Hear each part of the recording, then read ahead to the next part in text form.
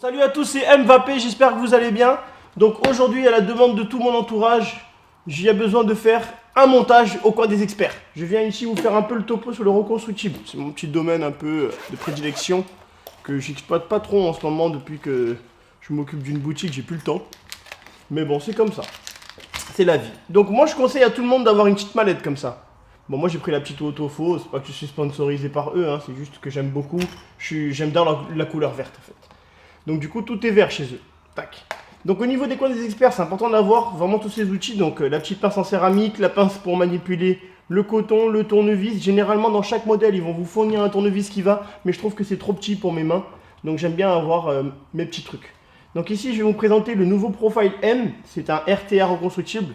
Donc les plusieurs types de reconstructibles, il y en a 3. Il va avoir un RTA, c'est un réservoir reconstructible avec un réservoir, tout simplement, un tank. Donc le liquide est à l'intérieur. Il y a le RDA, que du coup c'est un dripper comme ça, que du coup on est obligé de mettre des gouttes à l'intérieur. Ou sinon, vous pouvez faire comme moi, avoir une button fiber. Donc là, c'est le réservoir qui monte. Je vous ferai une petite vidéo explicative sur ça une autre fois, avec grand plaisir. Donc du coup, au niveau du montage, comment ça se passe? Très simple, on va venir dévisser ici. Donc moi, pour ma part, c'est du mesh que je travaille.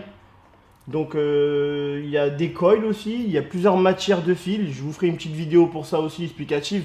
En fait, la matière du fil, c'est ce qui va déterminer si vous voulez beaucoup de fumée, beaucoup de saveur, une chauffe un peu différente. Et quand on utilise des matériaux différents, on peut aller s'attaquer vraiment dans les autres modes que vous avez dans toutes vos box, en fait, le température contrôle. Donc c'est très bien, en fait, tout dépend du fil qu'on a, le nombre de tours et ce qu'on veut faire avec. On va s'adapter au niveau du degré, en Celsius ou en Fahrenheit, pour ceux qui savent. En Fahrenheit, moi je comprends rien en Fahrenheit, je préfère en Celsius. Donc du coup, au niveau du montage, c'est très simple. À l'intérieur de chaque modèle, ils vous fournissent les résistances qu'il faut pour essayer au début. Donc moi j'ai ma petite boîte ici, donc à la base ça se présente comme ça. C'est du plat, comme ça, tout petit, je ne sais pas si vous arrivez à voir. Tout petit. Et en fait à ça, à l'intérieur, ils vous donnent un petit module. Donc une espèce de rond qui va se trouver ici, je vais vous montrer. Il est où? Il est là.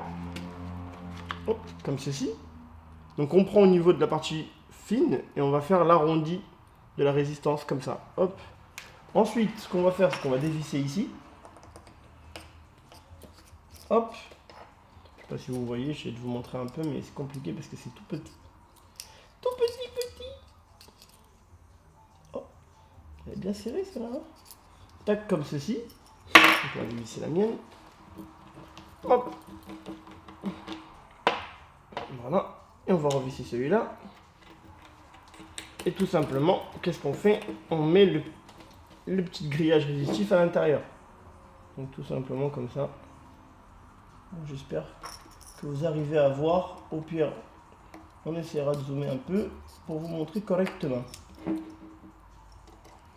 Et ensuite, on revisse ici. Tac. Donc là, c'est très simple. Qu'est-ce qu'on fait ensuite quand on a fini de le mettre? On le préchauffe, parce qu'il est tout neuf. Donc du coup, on va baisser un peu les watts, jamais se mettre, même si c'est une 0,20, une 0,18, qui c'est une résistance qui a besoin de watts. Pour la préchauffe, on met toujours plus bas. Moi, j'ai mis 24.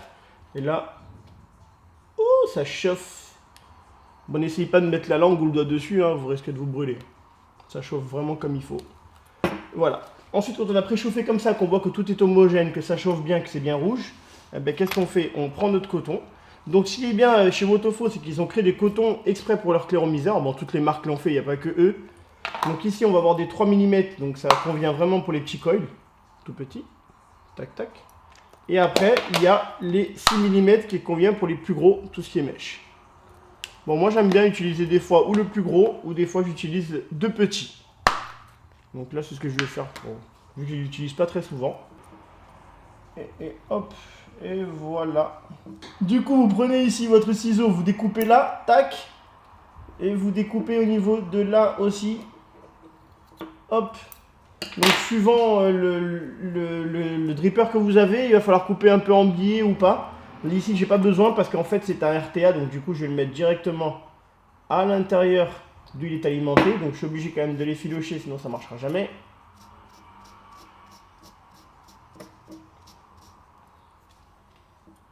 Hop. Et hop. Voilà, très important ça, ça permet vraiment que le liquide y passe dans le coton C'est très important. Ensuite, on le met à l'intérieur.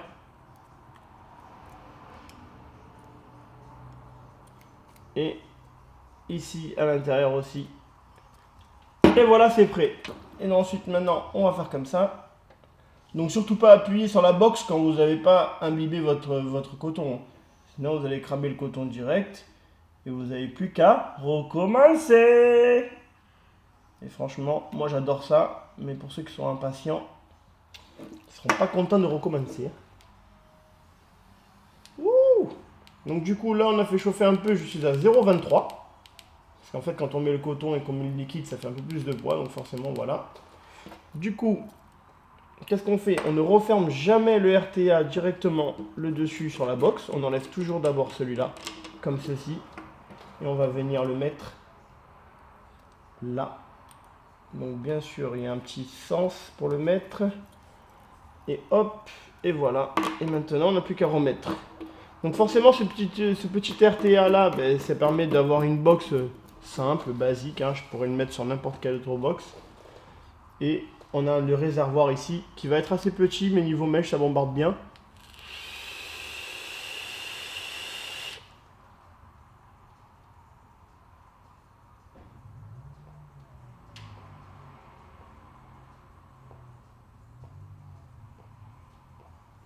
Délicieux. Voilà.